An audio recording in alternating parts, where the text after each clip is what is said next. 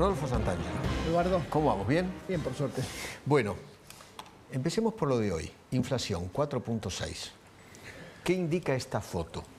Viene dando dentro de lo esperado todos los meses un poquitito menos, medio puntito menos, así en esa escalerita declinante, que es como el régimen cuando querés bajar de peso. Los primeros 5 kilos son más fáciles, los últimos kilitos son más difíciles. Mucho más difícil bajar de 6 a 5, de 5 a 4, de 4 a 3, que lo que fue el 25, 20 de principio de año.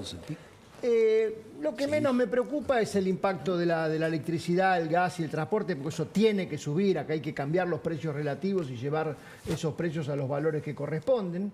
Miraba el gráfico que puso Willy. Si vos mirabas esos 12 capítulos, la mitad están subiendo un poco más del 4, la mitad un poquito menos del 4, al 3.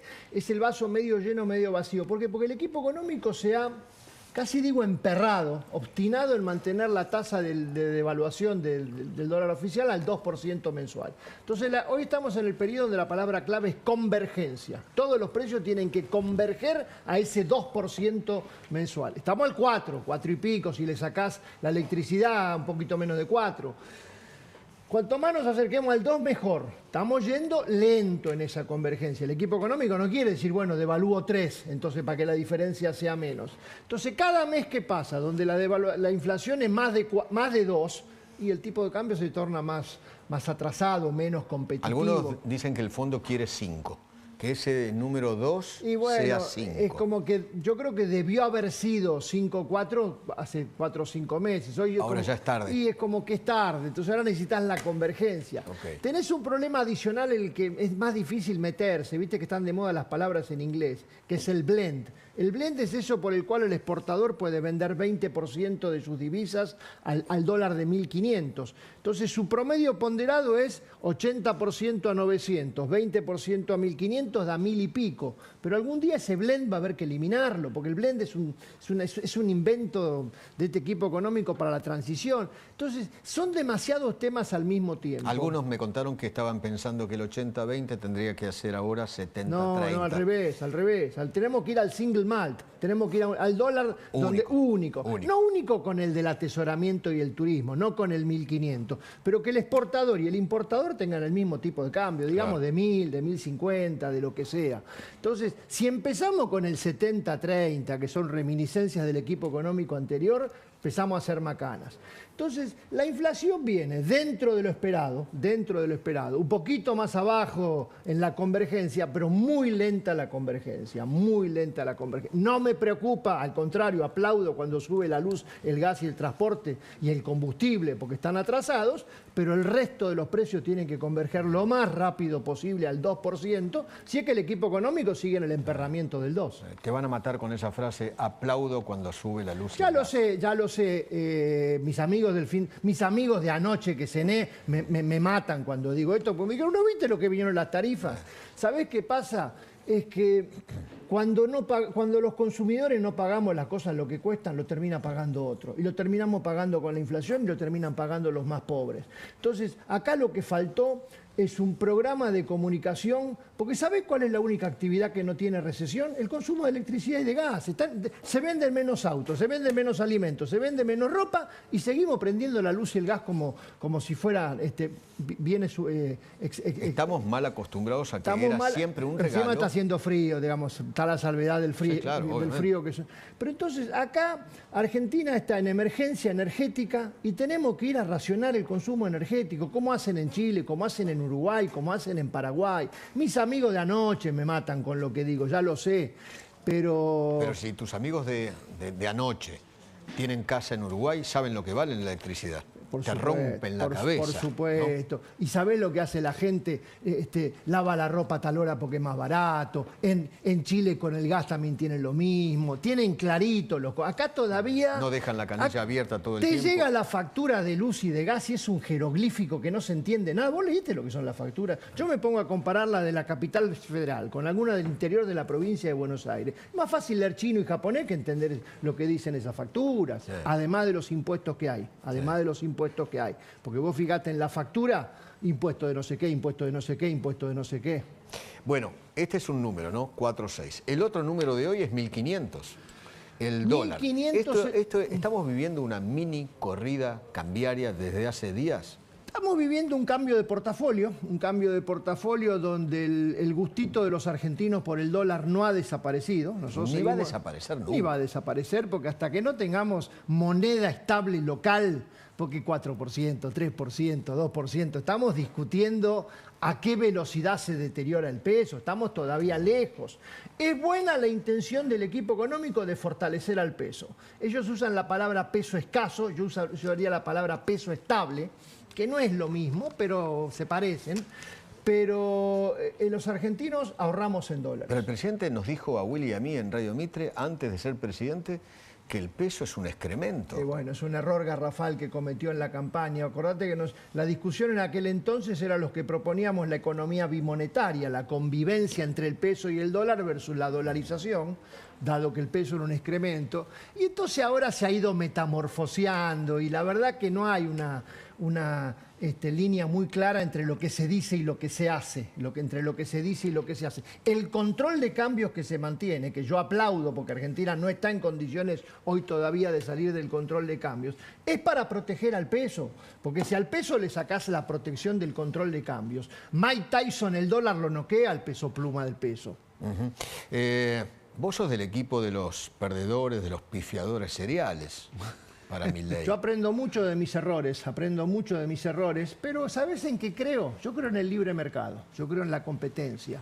Y la verdad que nosotros los economistas competimos en un mercado absolutamente libre. Y nosotros hemos tenido la suerte de que sin protección del Estado, sin ningún régimen especial, sin ninguna ley que nos proteja, los clientes nos han seguido contratando. Así que yo privilegio la opinión de nuestros clientes, de las empresas que nos contratan, que la verdad, no creo que nos contraten por haber pifiado. Yo no voy a salir en defensa de lo mío, pero a mí me interesa muy poco lo que yo opino de mí mismo, lo que cualquier periodista opina de mí mismo, lo que el presidente opina de mí mismo. Me interesa lo que opina el mercado libre. Y el mercado libre nos ha dado el apoyo. Rodolfo, la conferencia de aquel famoso viernes, de hace tres viernes creo, ¿no? 3 viernes, una cosa así. ¿Fue un error? ¿Fue una pifiada? Fue alentar expectativas sobre que venía una segunda etapa o una tercera etapa, poniendo énfasis en un tema, ese canje de los pasivos del Banco Central a deuda de la tesorería, que si vos me preguntás es de segundo orden, es de tercer orden, se te está prendiendo fuego a la cocina y vas a ver si tenés una pérdida de no sé qué. Ocupate de lo importante. La verdad que el canje de los pasivos remunerados a deuda del Tesoro es cosmética.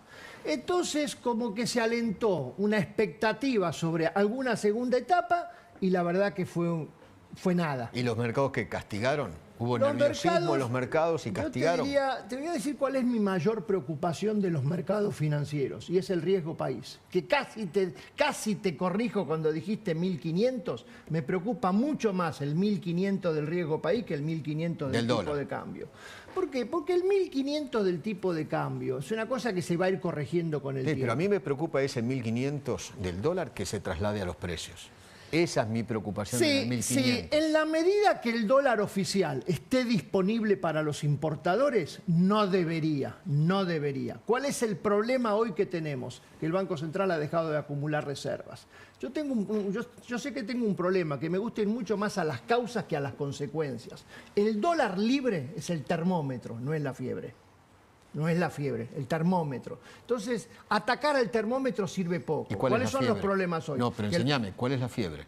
La fiebre es que el Banco Central ha dejado de acumular reservas. Okay. La fiebre es que la tasa de inflación está cayendo demasiado lentamente respecto al 2% de devaluación. Riesgo país, este número, y el riesgo país... ¿Es fiebre? Es fiebre. ¿Por qué? Porque Argentina va a necesitar, antes de fin de año, mostrarle a los inversores que está en condiciones en el 2025 de reacceder a los mercados internacionales de capitales. Porque nos vence deuda con el Fondo Monetario, nos vence deuda con el Banco Mundial y nos vence deuda con los bonistas. La deuda del 9 de julio se pagó con reservas, por eso cayeron menos 2.000, dijiste vos. Y las reservas, cuando las tenés en negativa, no podés seguir pagando bonos con reservas. ¿Qué te mira un acreedor? Un acreedor te mira si tenés plata. ¿Tenés plata para pagarme? Y hoy Argentina dice, tengo menos 2.000 de reservas. ¿Por qué? Porque se ha interrumpido el proceso de compra de dólares del Banco Central. Entonces ahí está la fiebre. El 1.500 del dólar libre, que es importante, yo sé que no lo quiero subestimar, pero es la consecuencia. Entonces, retomar la senda de la acumulación de reservas, convencer a los mercados, como estábamos en abril y mayo, íbamos camino a 1.300, a 1.200, a 1.100. Argentina necesita ir a 3 dígitos. Tuvo cerca de 1.000. Del 9.99. Exactamente. Entonces, y se interrumpió. ¿Y eso por qué? Porque bajó abruptamente la tasa, entonces la gente se fue. La tasa de interés creo que está más combinado con el dólar libre que con el riesgo país, porque son uno moneda de pesos, el otro moneda de dólar. Pero para mí el elemento central es que se terminó el periodo de oro de acumulación de reservas. Fue muy bueno el periodo diciembre-mayo.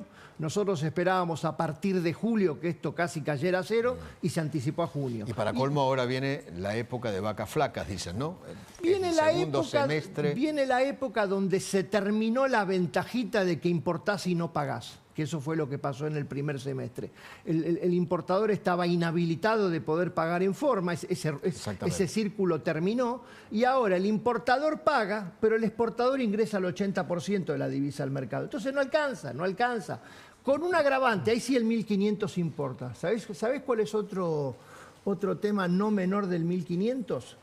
Que cuando nos llega el vencimiento de la tarjeta de crédito, a partir de ahora los argentinos queremos volver a pagar en pesos, que cuando pagamos en pesos afectamos las reservas del Banco Central. Cuando el dólar libre valía 1.300 y nos llegaba la tarjeta, ¿qué hacíamos? Íbamos con dólares al banco porque era más barato. Entonces ahora con esta brecha cambiaria tan alta, el Banco Central vuelve a perder reservas por el uso de la tarjeta. Yo siempre me acuerdo del Mundial de Rusia 2018, en medio de la crisis, lleno de Argentina, de argentinos. Voy a estar atento a ver qué significa mañana, el domingo, Miami lleno de Argentina cuando llegue la cuenta de la tarjeta. ¿Qué van a pagar con pesos afectando las reservas o van a pagar con sus dólares? Hoy parece más lo primero. Willy. Rodolfo, yo te quería preguntar porque uno me mira, ponerle una planillita típica al Banco Central que yo sigo, que es la información monetaria, y la base monetaria era de 17 billones hace un mes y ahora es 22. O sea, hay más pesos dando vuelta, y bastantes. Estás hablando de 5 billones o 4 billones y monedas. ¿Me explicás eso? ¿Cómo es? No, pero eso es bueno. Acá el mensaje del presidente de que quería congelar la oferta monetaria es muy malo. Yo diría que eso es bueno porque ha aparecido la demanda de pesos, muy incipiente. ¿Pero te parece tanto que aumentó la demanda? Bueno, ahí tenemos una cuestión muy puntual, difícil de explicar en este momento, que es la suba de los encajes no remunerados de los bancos. En realidad es la verdadera manera de desarmar aquello que se llamaba bomba del ELIC, es que los bancos tengan más encajes no remunerados. La verdad que cuando se mira esos temas se confunde oferta de dinero con demanda de dinero. Te diría, no es lo que más me preocupa, en la medida que esté cerrada la canilla fiscal de emisión monetaria. Lo que no puede volver es la canilla de emisión monetaria. El aumento de la base monetaria, que me dijeron que en Twitter se discutió mucho, a mí es lo que menos me preocupa, porque te diría una cosa, si esa base monetaria no sube, olvídate de que venga un rebote económico. Entonces, creo que a partir de mayo, de junio y probablemente de julio, tocó piso la caída de la demanda de pesos, la huida del peso, tocó piso. Todavía estamos lejos de hablar de una recuperación, pero es bueno que la cantidad de pesos crezca más que la tasa de inflación para financiar un rebote de la actividad económica. Siempre y cuando no sea porque tenemos déficit fiscal, que eso sería ticket al abismo. ¿Tocarías la tasa de interés? Del 40 la llevarías al 50, creo que al 60. Se apresuraron con la baja, un poco de ansiedad y un poco por este emperramiento en querer pasar los pasivos del Banco Central a la tesorería como un mecanismo. Yo creo que hoy de vuelta es tarde, así que no la tocaría. Yo no la tocaría, la dejaría ahí. Lo que sí claramente tenemos que esperar, que baje la tasa de inflación y dejar la tasa de interés para que vuelva a ser positiva. Claro. Se apresuraron allá por abril, mayo. Pero bueno, ahora hay que esperar que baje la inflación y que se haga positiva. El presidente, con el pelado Trebuch, justamente ayer a la noche, aquí en La Nación, habló de golpistas, ¿no? Que hay golpistas queriendo perjudicar al gobierno en el tema en corrida cambiaria, etcétera, etcétera? Mirá, Toqueteo, hace 30 de años que puts. trabajo con empresas, con bancos, con fondos de inversión del sector privado. ¿Querés que te diga exageradamente lo único que les importa es ganar plata? Es ganar plata.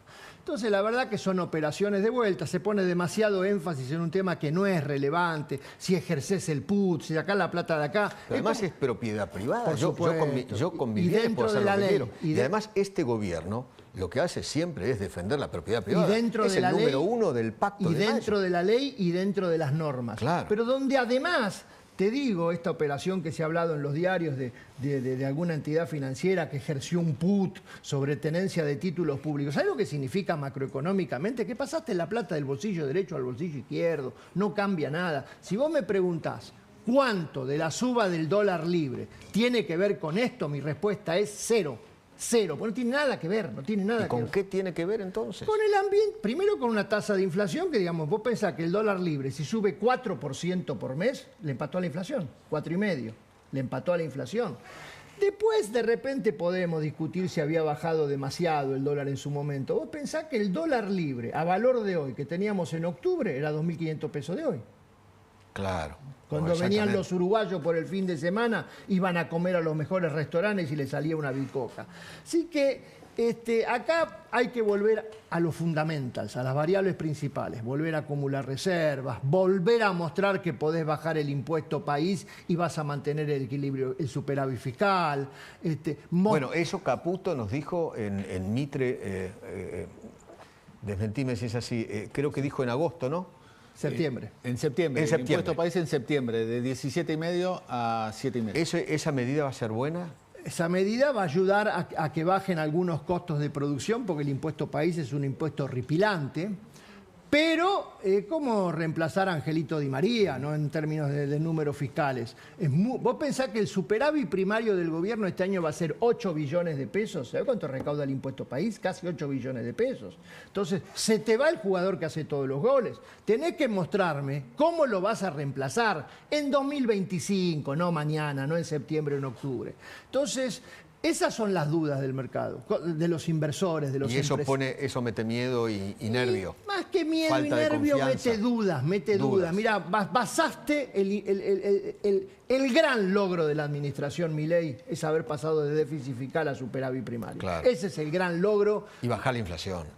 Bajar la inflación lo va a hacer cuando estemos en una tasa de inflación anual del 30%, ponerle en 2025, haber controlado la espiral inflacionaria, haber evitado que los 4 meses que vivimos en peligro no se transformaran en un Rodrigazo. Pero el gran logro es el superávit fiscal.